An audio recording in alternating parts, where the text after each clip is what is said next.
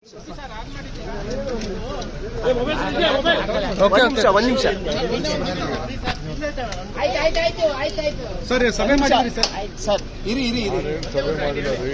ಹಾಂ ಸರ್ ಯಾವ ಸಭೆನೂ ಮಾಡೋ ಅವಶ್ಯಕತೆ ಇಲ್ಲ. ನನ್ನ ಹೊಸ ಪದಾಧಿಕಾರಿಗಳ ತಂಡ ಒಟ್ಟಿಗೆ ಸೇರಿ ಬಂದಿದ್ರು, ಎಲ್ಲ ರಾಜಿ ಮಾಡಿಕೊಂಡೆಲ್ಲ ಬಂದಿದ್ರು. ಹಾಂ ಸರ್ ಅವ್ರಿಗೆ ವಾರ್ನ್ ಮಾಡಿದ್ದೀನಿ, ಇನ್ನು ಮುಂದಕ್ಕೆ ಏನಾದ್ರು ತಿರ್ಗಾ ಕಿತ್ತಾಟ ಮಾಡಿದ್ರೆ ಅಡ್ಮಿನಿಸ್ಟ್ರೇಷನ್ ಹಾಕ್ತೀನಿ ಅಂತ ಹೇಳಿದ್ದೀನಿ. ಹಾಂ ಸರ್ ಎಲ್ಲ ಒಟ್ಟಿಗೆ ಕೆಲಸ ಮಾಡ್ಕೊಳ್ತೀವಿ ಅಂತ ಹೇಳಿದ್ದಾರೆ. ಹಾಂ ಸರ್ ಜೊತೆಗೆ ಇವತ್ತು ಜಾತಿ ಗಣತಿ ಬಗ್ಗೆ ಒಂದು ಸಪ್ರೇಟ್ ಮೀಟಿಂಗ್ ಮಾಡಬೇಕು ಅನ್ನೋದು ಒಂದು ತೀರ್ಮಾನ ಮಾಡಿದ್ವಿ. ಹಾಂ ನಾನು ಬರೋಕ್ಕಾಗೋದಿಲ್ಲ ಅಂತ ನಾನು ತಿಳಿಸಿದ್ದೀನಿ.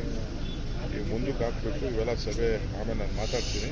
ಹಾಂ ಸರ್ ಯಾರಿಗೂ ಅನ್ಯಾಯ ಆಗ್ತಿದ್ದಂಗೆ ನಾವೆಲ್ಲ ನೋಡ್ಕೊಳ್ತೀವಿ.